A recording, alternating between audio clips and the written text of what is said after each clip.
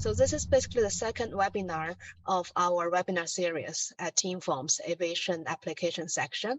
And today we are very fortunate to have Rodrigo Acuna Agost, who is the head of research at Amadeus.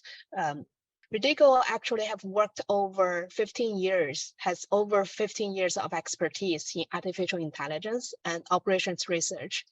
He currently leads the Amadeus research department based in Nice, France.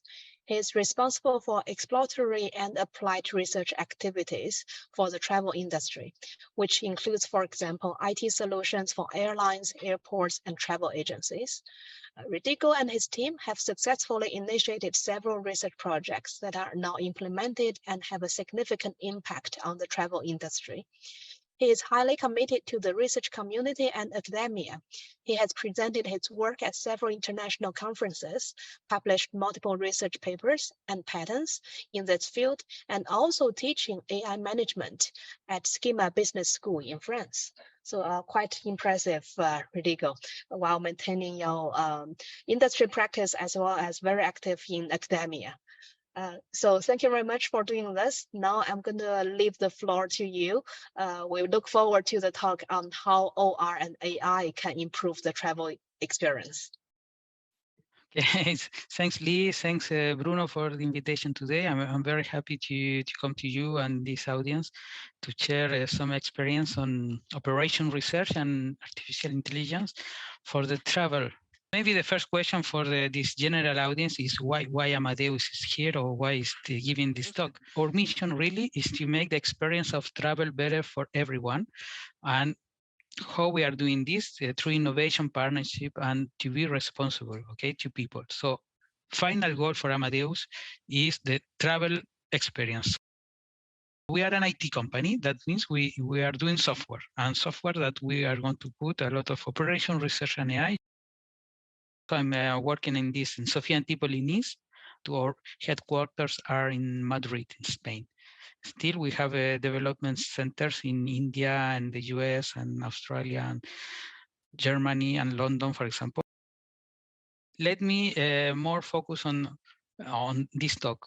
First, I want to say, okay, travel actually enable my dreams, okay? And that's very important because all related to travel is related to emotions. So in 2005, I had this dream to came to Europe. So I'm from Chile in order to do a PhD. And okay, I got this opportunity when I was working in a shoes factory. So nothing related to travel. I got a call from a professor. He said, okay, I have a scholarship for you. Do you want to come to France? And just say yes. But then if you realize it requires to travel. Travel is very important, and this is why we are working on this, because we are passionate on this industry. But why travel is important? Okay, first, travel is in our DNA. Even from 200,000 years ago, Homo sapiens moved from Africa to the rest of the world. So for many reasons, but you can see that we are made to travel. So we really like to move around. But in today's world, it's also important for the economy. More than 10% of the worldwide GDP is because of traveling and tourism. Also support low-income countries, so encourage people to go do tourism. It's like a kind of exportation for them because they get foreign currency inside of the country, increase diversity and equality. And that's why, for example, I'm from Chile, but working in France. And finally, we also all travel for leisure, happiness, and so on. So in terms of data, we need to connect 20,000 city pairs. Okay, we will see how we can do that, and this tool can help us. Also, it's related to 300 million jobs, so it's very important for support the economy. And before the COVID crisis, there were around 4 billion passengers. Then your question will be, okay, what is the operation research and AI research in aviation? So what we are doing? And in order to answer this question, so I was looking some research, previous research, and there is a big society that is called the IG4. So I encourage you to become members because it's free and you have access to all this research. But here I kind of did a summary of previous research in the last, I don't know, 50 years, 60 years actually. So more than 2,800 papers and abstract and so on. And I took some keywords. You can see these keywords are related to schedule. So we are going to talk about a little bit about that. Crew management, optimization, a lot of modeling, revenue management, optimal operations, planning, system, aircraft, forecasting, and all this work is the words we are using in our work. So what is the role of the research? And I like to see two angles because this is very important. The first angle is the passenger. As I explained you, our mission Amadeus is to really help the traveler. So, because we are all travelers. So we are going to see the angle from the passenger point of view. But then also we have the provider point of view, and provider for this aviation talk is mostly the airlines, but also we have other actors like travel agencies, hotels, airports, and so on. So let's focus a little bit from the passenger point of view. And this is the approach we use to classify and to understand different touch points of the traveler when we are traveling. And we use this approach that is called the traveler's journey.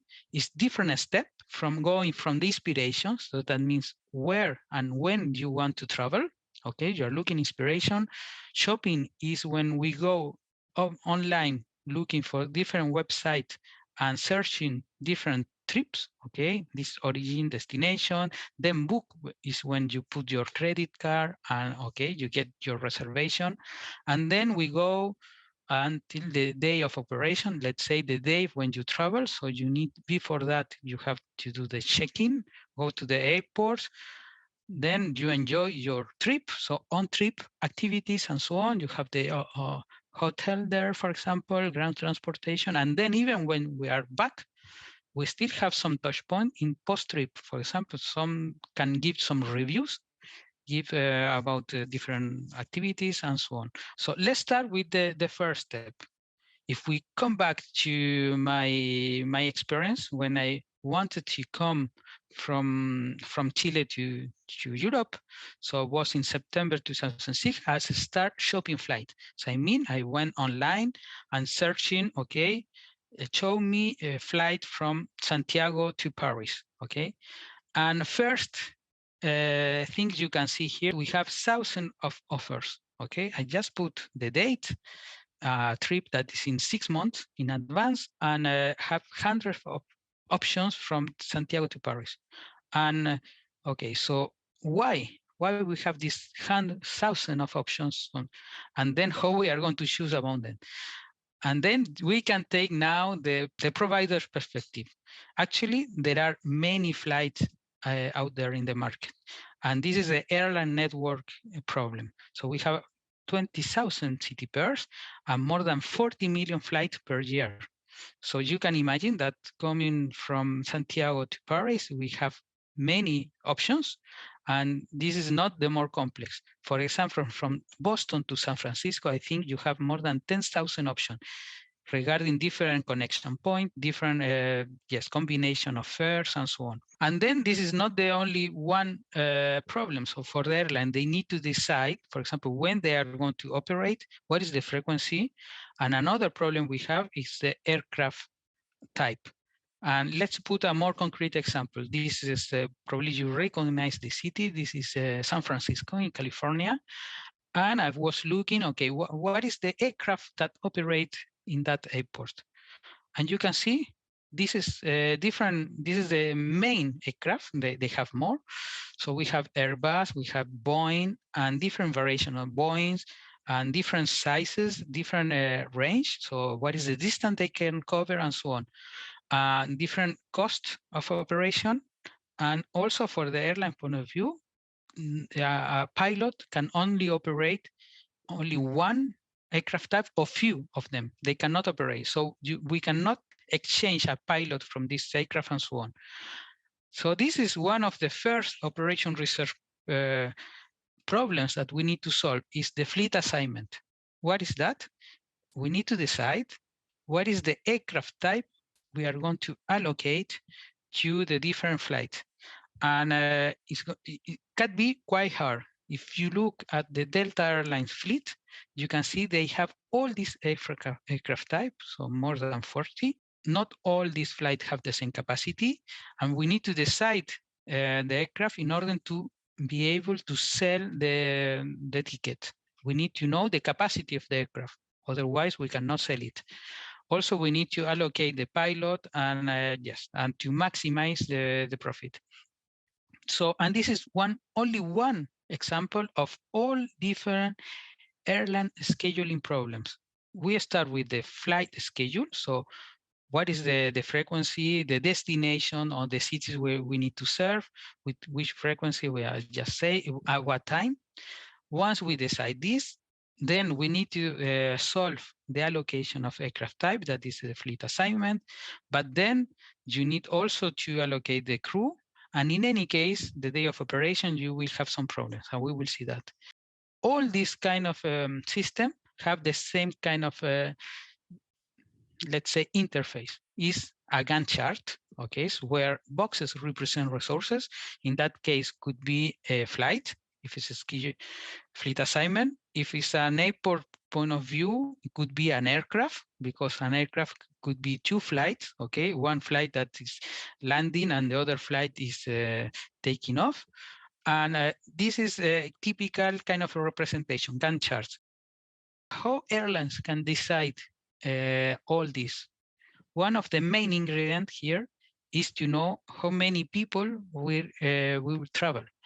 And that we call it the demand, okay? And demand, what is demand? Is people willing to travel. And also in that problem, we could be interested to know if how much they are willing to pay. But let's focus on the absolute number of how many people travel from one city to another. And you can see this problem as a Sudoku. Why a Sudoku? I'm going to explain. Because we can solve with constraint programming, but not only for that. I like this analogy because we have, let's say, partial information of this problem. You all know the rules of Sudoku, okay? We have these numbers, and then we need to respect some constraints. For example, to not repeat the same number in a box on these in columns or lines. So let's see now the big problem of the demand estimation. Is like Sudoku because every single pair of columns and rows represent the demand of people willing to travel from city A to B. And they don't need to be connected necessarily with a direct flight. For example, I'm talking about a connection from Nice in France to, I don't know, a small town in close to, I don't know, a small city in the United States, and we don't have any direct flight, but still there is demand. So people that wants to go from Nice to, I don't know, a small city, or even, I don't know, Chicago. Okay, so we don't have direct flight from Nice to Chicago. We have to New York, but still it's going to appear in this chart. And what is the partial information we have? We could have information, for example, like airport statistic. They need to publish every year or every month how many passengers pass through the airport. Okay, we have a complete line, for example. We also have some information from some airlines that publish the traffic. We have databases like in the US from BTS, okay, the Bureau of Transportation System, I think is that the meaning. Okay, so you can see you have partial information here and there, and then we need to optimize and find the missing values. So it's like to solve this Sudoku. And for example, just to show you, we did some research a few years ago, and we have even a publication in our MS about that. But still, we need to solve that problem. So let's say now we have the demand, the airline decide the frequency. Let's move to the next problem, okay? Let's come back to me. I have more than 1,000 flights to choose from Santiago to Paris. So actually I had a problem. So which one I should select? I should choose. And then we have some tools, and this we enter to the choice modeling approach to understand how people choose between a discrete number of alternatives. In that case, for example, we have this woman is going to choose between the apple and chocolate, and how we can predict or understand why it's choosing one or the other one. You can already think about some factors. Is in the morning, is in the afternoon, is I don't know, is having a diet, is in a party, is just at home. All these factors are going to affect the probability of choosing the apple of chocolate. But now, okay, this is a general approach. What is about in travel? Okay, so you remember, I want to go from Santiago to Paris. Okay, so this is Santiago in just winter because we have some snow. Okay, and go to Paris. Okay, two beautiful cities, and I saw that in the screen, thousands of alternatives. So what is our goal here is to predict the probability and to do something about that. And we have other application of this kind of model. One could be dynamic offering. If we can understand why people is going to choose this flight or this flight, for example, I can understand that people would prefer this airline because it has more extra baggage capabilities. Maybe I can adapt the offering, and this is dynamic offering. One of the things I can adapt is the price. In that case, we are talking about dynamic pricing. Okay, all this real time. This is one of application. If we have a model that can understand the choices, we can use this to adapt. We can use to adapt also the how we sort. Nobody's going to look page number 20. Everyone looks at the first page. The first 15 alternatives are very relevant. How I can show something in this first page in order to maximize that the people are going to choose something, okay?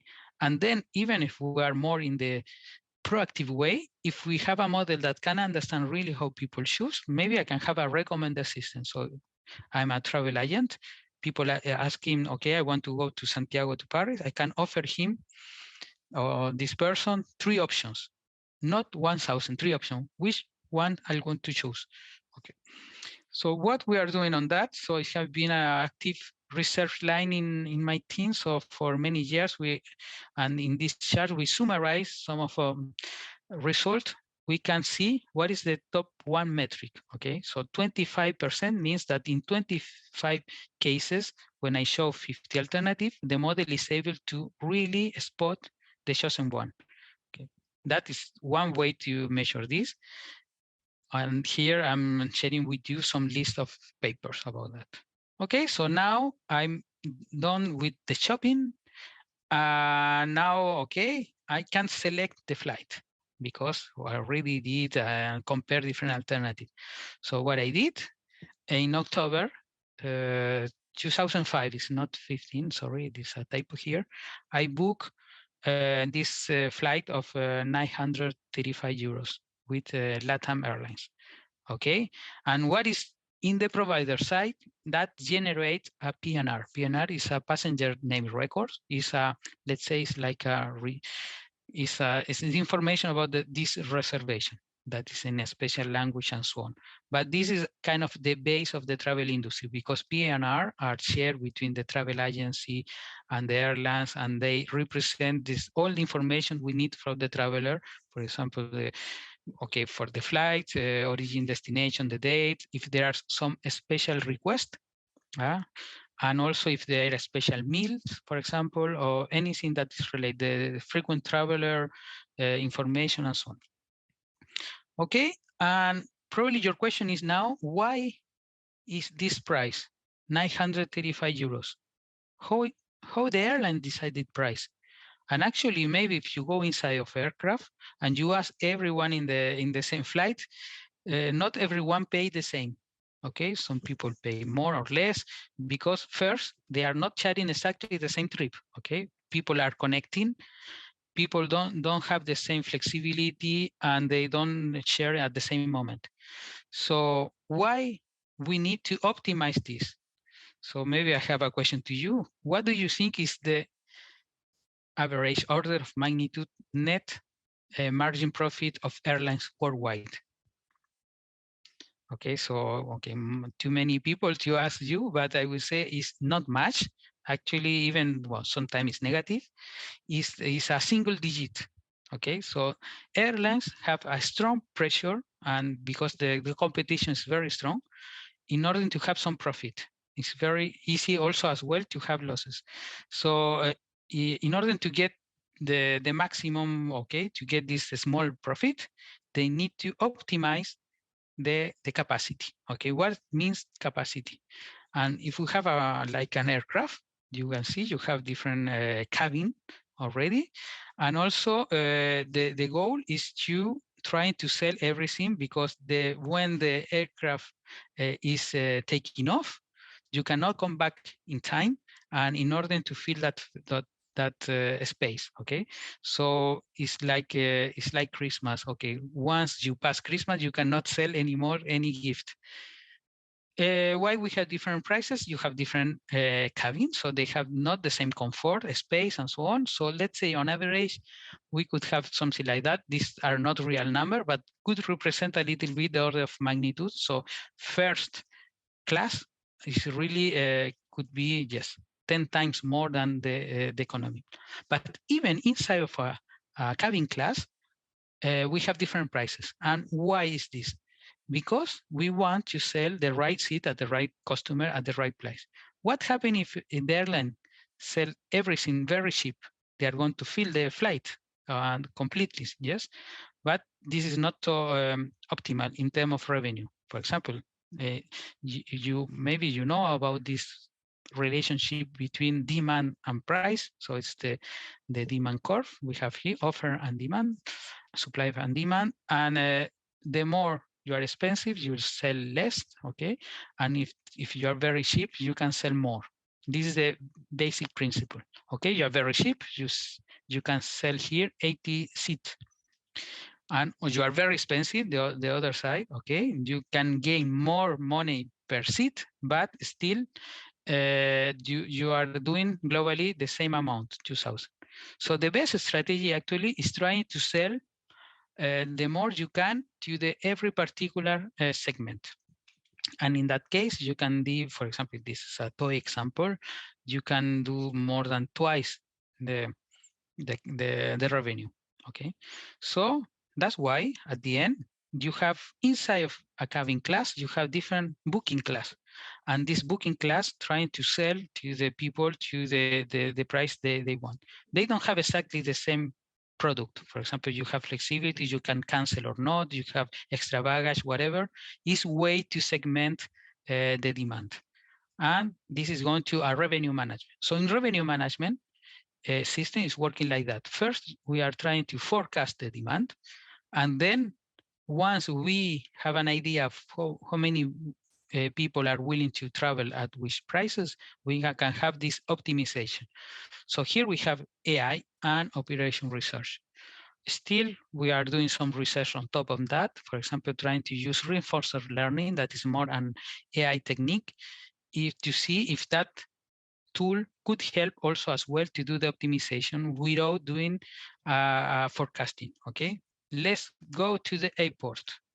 Okay, so I went to the airport with my wife now, so in April, so the year after all this conversation. So we went to the airport and we saw on the screen, okay, your flight is delayed 30 minutes. So my wife told me, okay, how is possible that in 2006 still airlines have delays? Okay, so it's a good question, but we can say anything that can can go wrong, we will grow. Why disruption happen in airport? First, we have weather condition, they are not stable during the year. We have a lot of passengers that could take some delays, they are taking the baggage and so on. We need to manage as well strikes and technical problems, something that you cannot plan. Actually, when airlines operate on time, it's quite of miraculous, I would say. It's very easy to be disrupted. And then we have usually like a domino effect. Once something happens, one flight is delayed, it's going to propagate and to the next flight because it's the same aircraft that operate. Also because we have problem with crew, normally we need to reschedule that or we need to reschedule passenger. So in concrete, what is happening in the provider point of view? Okay, as a passenger, myself and my wife and myself, we were disrupted the airport, but in the airline side, we come back to this plan. If you remember at the beginning of the presentation, was talking about the planning. A planning is all, let's say, is a theoretical plan because it doesn't consider that we have disruption. Once we have disruption, this screen is becoming red. And this is a toy example because in real life, and this is a real extract of an airline schedule, we have thousands of boxes that represent flight. And then we have color code, red, green, or whatever. That means that we need to take some actions because we have problems. And every solution as well could propagate more problems. So that is where we have a lot of operation research models in order to solve this and optimize. But it's not only an IT problem. If we look inside of a operation control center, we have this person, okay, this lady is working there and need to synchronize with other function of the airline. So schedule, the crew, maintenance, weather, air traffic control, and passenger. Even if we want to recommend a passenger, you need to call them and say, offer that option, they could reject or not. So it's a very, very complex problem. And still, they need to collaborate with their colleagues. So what we are doing, some research in our teams is about this. So we separate what is the day of operation, future day of operation. We have some actions we can do. For example, we can swap aircraft. We can delay. So let's say it's not, it's counterintuitive. We can delay flight in order to save more delay later on, to save passenger connections. If we know that people are connecting, sometimes we prefer to delay in order to save that connections.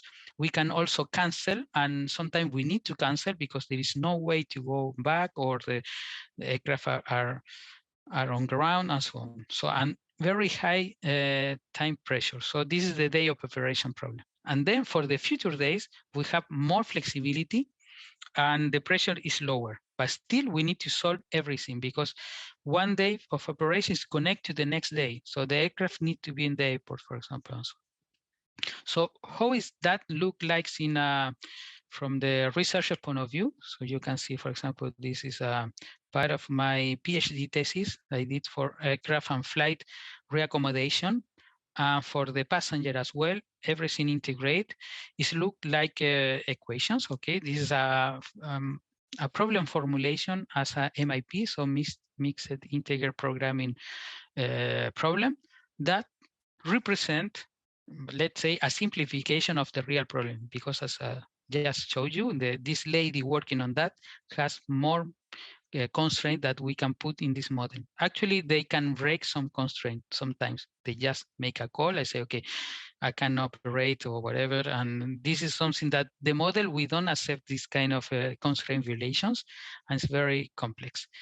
In order to solve this problem, we can use commercial solvers, but most of the real application mix commercial software and heuristic we are developing in-house in order to be more performant and to respect just more complex scenario. So, okay, now we go to the checking part. So, okay, I was delayed, but in any case. So checking at the airport, so my wife would tell me, okay, I hope this baggage will arrive with us because, and that's true, I don't speak any word of French, okay? Still after 15 years, we are still not so good at French, maybe. So we don't want to deal with any people there, and I want my baggage. And just to let you know, in the provider side, there are many things that are happening in the airport.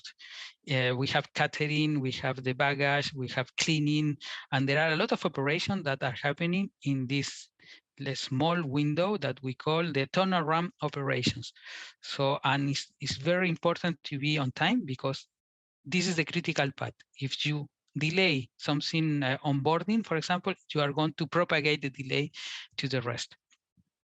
What else we are doing in terms of optimization in the provider side is to optimize the weight and balance. Okay, what is weight and balance? Is we need to, there are two main forces. Okay, if we come back to Newton and the case, we have the weight of the aircraft that is represent of the center of gravity, and that pull the aircraft down. But in order to go up, we have the force that are coming from the engines, okay? And this is the lift. The problem that these 2 points are not, they're not coincide exactly in the same, let's say, horizontal line. And we need to balance this, because if they are different, the aircraft need to, and the pilot need to put more, well, it's going to use more fuel at the end to optimize the different on weight. That is the, let's say, not too bad scenario. In the worst scenario, and the weight unbalance is too bad that even the aircraft cannot take off, as you can see some picture here. Okay, which kind of tools we have in operation research? So we have departure control system that take into account this, and even we have an optimization feature that is called auto load, that is going to optimize the load of cargo and baggage in the, let's say, in the cargo part of the aircraft. It look like that. The model are going to decide how to put the weight inside of the end of the cabin. Let's move more in the airport side. We have more AI and operations research use cases. One of them could be, for example, in this biometric, instead of putting your passport boarding pass every time, in some airport, in some countries, we are exploring to do a speed boarding with face recognition. And to test the system, we need a lot of sample from different kind of people and different light condition, different color skin, different age, and so on. Something that is very hard to have it, and also because it's complex and expensive in terms of privacy. So what we did in that case, we use more AI, generative AI, to generate fake pictures that represent variations. For example, this is for the picture on the left. We can generate the same face with different light condition that we could expect in different airports, with different expression, smiling, not smiling, and even the first picture is fake, completely generated by the computers. We also have system to normalize picture that could help to improve the face recognition accuracy at the end. Okay, so that to show you more AI applications in the airport side. What else in the airport? We are interested to know how we organize, optimize the movement of the aircraft. Okay, so my wife told me in that time, okay, Rodrigo, look, all these aircraft. I hope you can work on that in the future. Yes, I could, I will say. And 3 examples of optimization problem. We have one is the stand and gate allocation. So the decision to allocate gate and to the flight. So this flight is going to be in gate 3 or gate 4, for example. It's an optimization because we have objective and constraint to respect. The other one is on the bottom, the runway sequence. You know, the runway is the bottleneck of the airport capacity. In London, we have 4, for example, and we cannot add a 5th one. And this is the reason we cannot add more operation. It's not parking slot, it's not gate, it's not nothing else than the runway. So there is a way to optimize the sequence. What is the takeoff and landing sequence? And in between, we have the ground routing problem. So the tower is going to say to the pilot, take this route in order to go from the gate to the runway. It has an impact in fuel consumption. You know that in Europe, 10% of the fuel consumption is happening in the airport.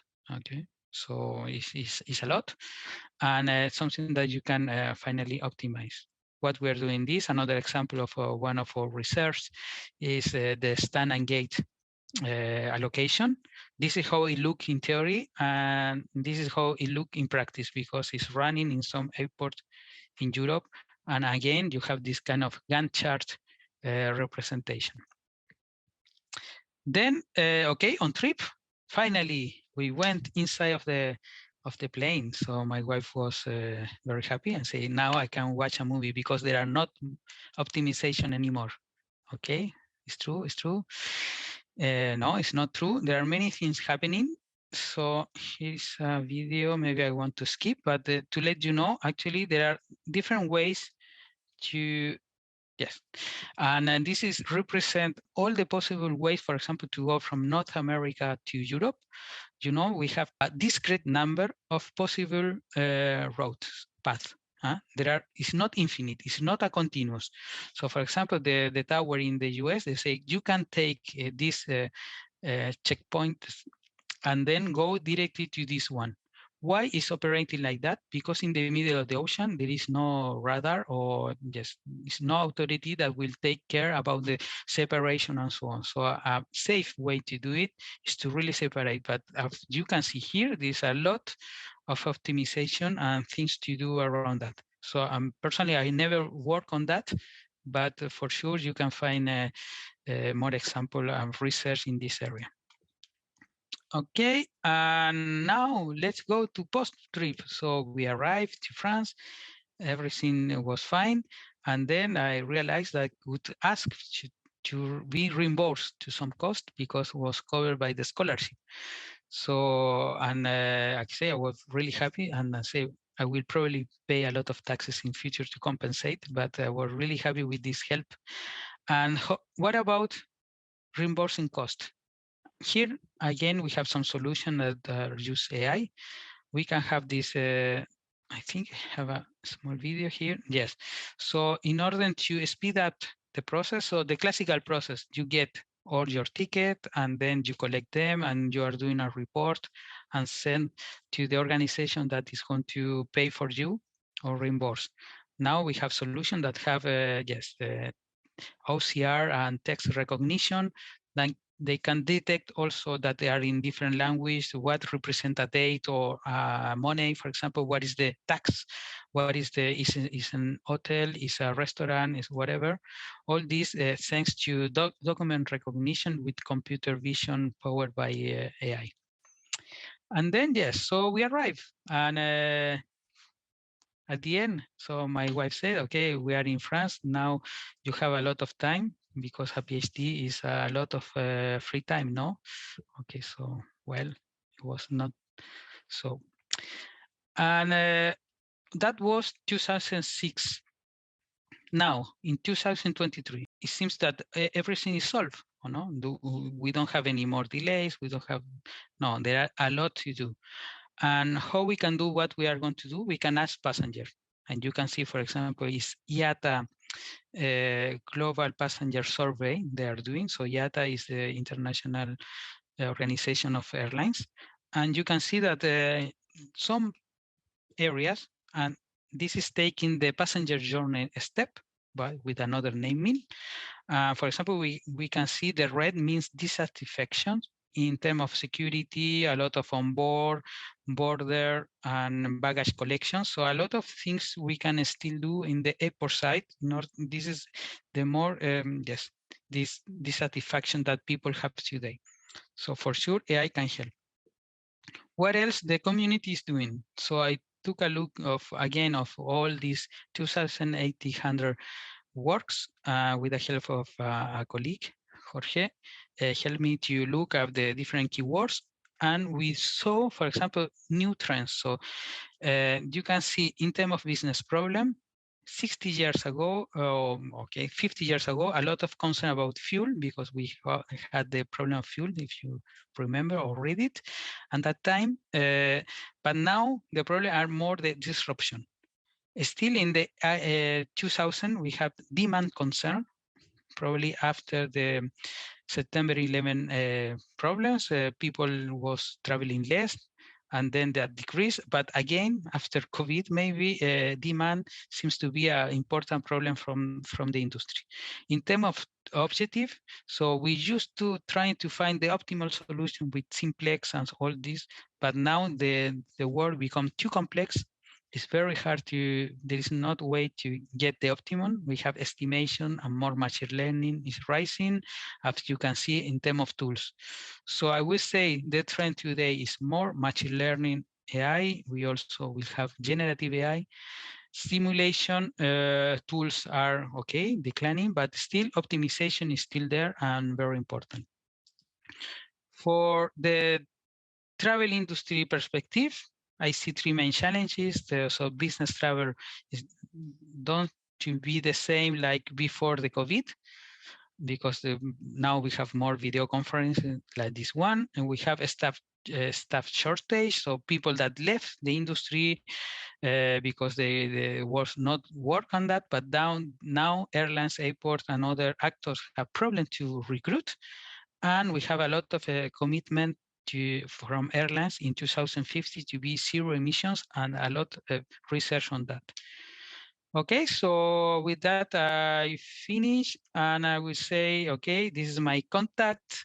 And if you want to know how is finished my trip to Europe, finally I got a PhD, and this is a real picture now, not a generated picture when I got that.